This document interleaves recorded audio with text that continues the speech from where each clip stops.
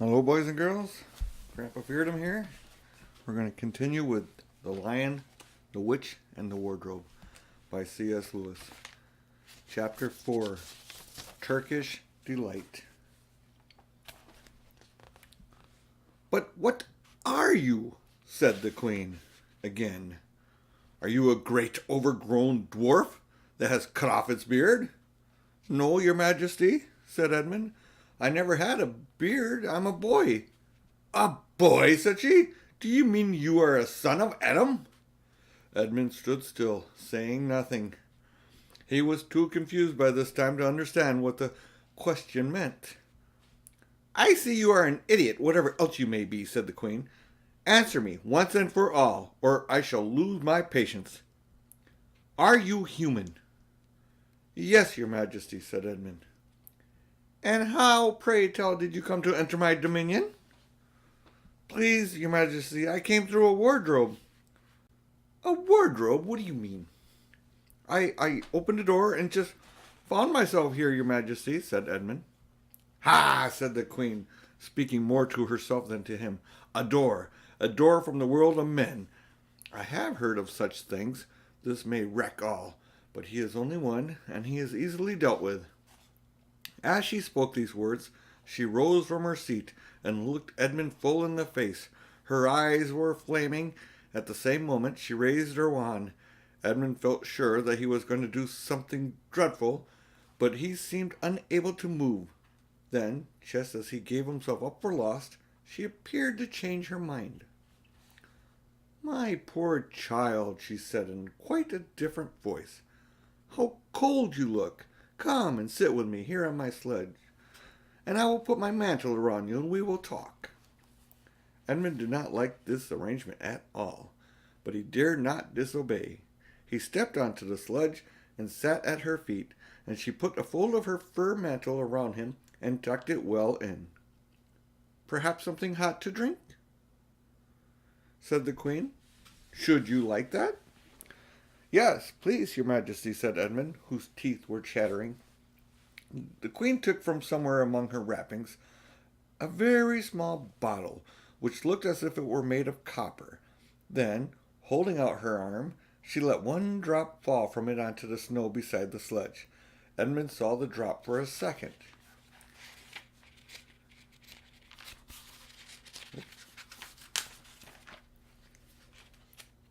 Pages are stuck together. Very thin. So Edmund saw the drop for a second in mid-air, shining like a diamond. But the moment it touched the snow, there was a hissing sound, and there stood a jeweled cup full of something that steamed. The dwarf immediately took this and handed it to Edmund with a bow and a smile, not a very nice smile. Edmund felt much better as he began to sip the hot drink. It was something he had never tasted before, very sweet and foamy and creamy, and it warmed him right down to his toes. "It is dull, son of Adam, to drink without eating," said the Queen presently. "What would you like best to eat?" "Turkish delight, please, your Majesty," said Edmund. The Queen let another drop fall from her bottle and onto the snow, and instantly there appeared a round box, tied with a green silk ribbon, which, when opened, turned out to contain several pounds of the best Turkish delight.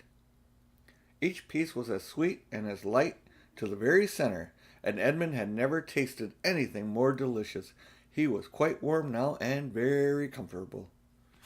Here's a picture of the dwarf.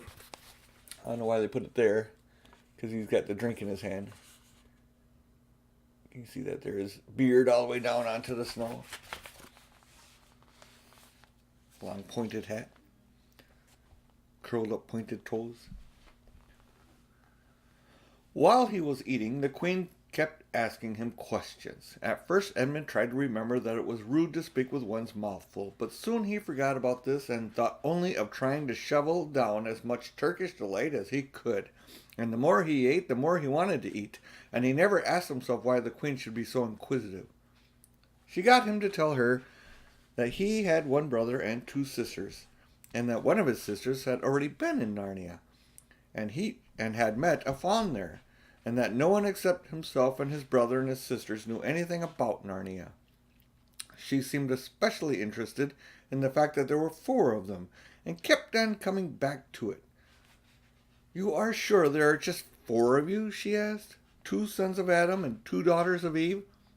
Neither more nor less?" And Edmund, with his mouth full of Turkish delight, kept on saying, "Yes, I told you that before," and forgetting to call her "Your Majesty." But she didn't seem to mind now.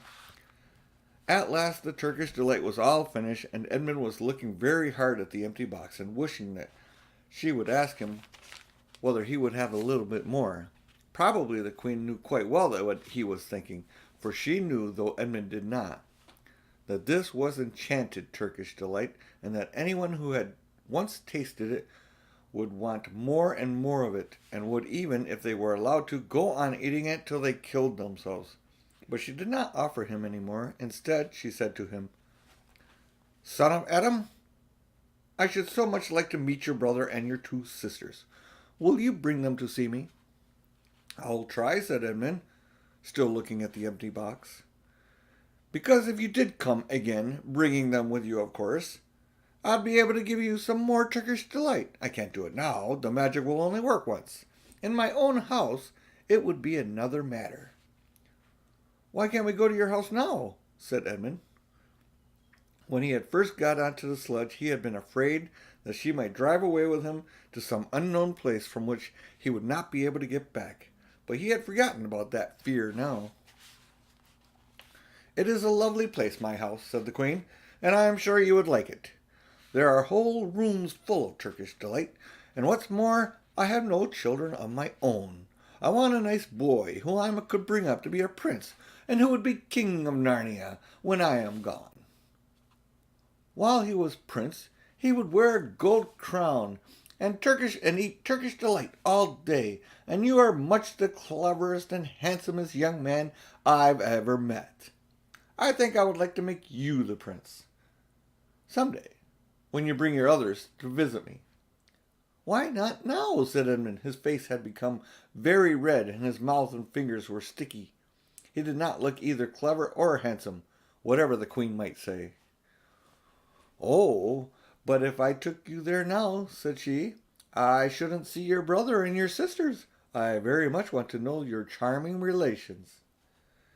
"You are to be the prince, and later on the king. That is understood. But you must have courtiers and nobles. I will make your brother a duke, and your sisters duchesses." "There's nothing special about them," said Edmund. "And anyway, I could always bring them some other time." "Ah, but once you were in my house," said the Queen, "you might forget all about them. You would be enjoying yourself so much that you wouldn't want to bother to go fetch them. No, you must go back to your own country now, and come to me another day with them.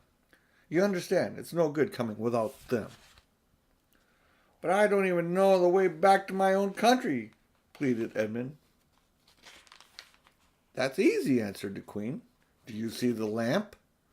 She pointed with her wand, and Edmund turned and saw the same lamp-post under which Lucy had met the fawn.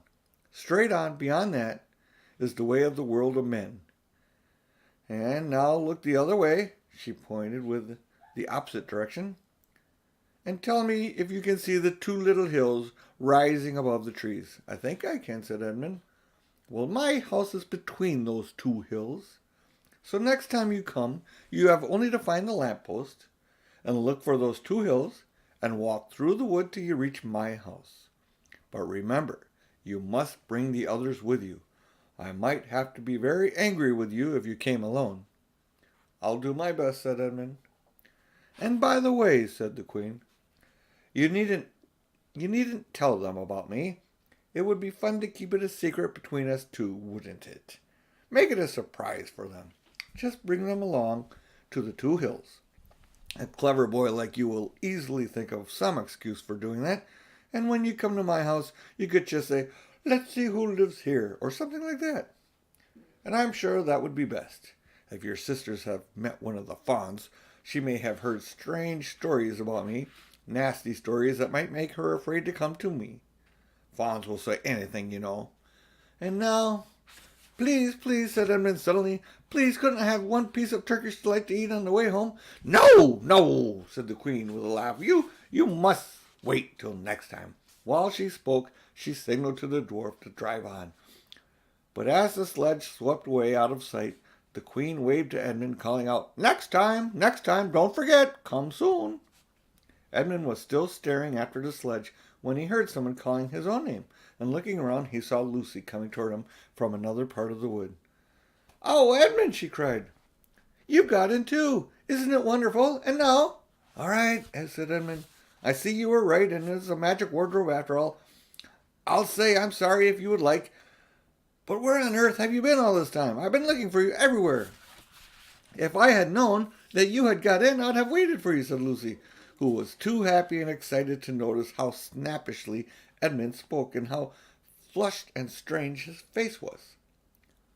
I've been having lunch with dear Mr. Tumnus, the fawn, and he's very well, and the White Witch has done nothing to him for letting me go, and he thinks she can't have found out, and perhaps everything's going to be all right after all. The White Witch, said Edmund. Who's she? She is a perfectly terrible person, said Lucy. She calls herself the Queen of Narnia, though she has no right to be queen at all, and all the fauns and dryads and naiads and dwarfs and animals, at least all the good ones, simply hate her. And she can turn people into stone and do all kinds of horrible things, and she has made a magic so that it is always winter in Narnia, always winter, but it never gets to Christmas. And she drives about on a sledge drawn by reindeer with her wand in her hand and a crown on her head. Edmund was already feeling uncomfortable and having eaten too many sweets, and when he heard that the lady he had made friends with was a dangerous witch, he felt even more uncomfortable. But he still wanted to taste that Turkish delight again, and more than he wanted anything else. Who told you all that stuff about the White Witch? He said. Mr. Tumnus, the fawn, said Lucy. You can't always believe what fawns say, said Edmund, trying to sound as if he knew far more about them than Lucy. Who said so? Said Lucy. Everyone knows it, said Edmund. Ask anybody you like. But it's pretty poor sport standing here in the snow. Let's go home. Yes, let's, said Lucy. Oh, Edmund, I am glad you got in too. The others will have to believe in Narnia now that both of us have been here. What fun it will be. But Edmund secretly thought that it would not be as good fun for him as it would be for her. He would have to admit that Lucy had been right before all the others, and he felt sure the others would all be on the side of the fawns and the animals. But he was already more than half on the side of the witch. He did not know what he would say, or how he would keep his secret once they were all talking about Narnia. But by this time they had walked a good way. Then suddenly they felt coats around them instead of branches, and the next moment they were both standing outside of the wardrobe in the empty room. I say, said Lucy, you do look awful, Edmund. Don't you feel well? I'm all right, said Edmund. But this was not true. He was feeling very sick. Come on then, said Lucy. Let's find the others. What a lot we shall have to tell them, and what wonderful adventures we shall have now that we're all in it together. And that's the end of chapter 4 of Lion, the Witch, and the Wardrobe. Fair winds and following seas. Thanks for watching. Till next time. Bye.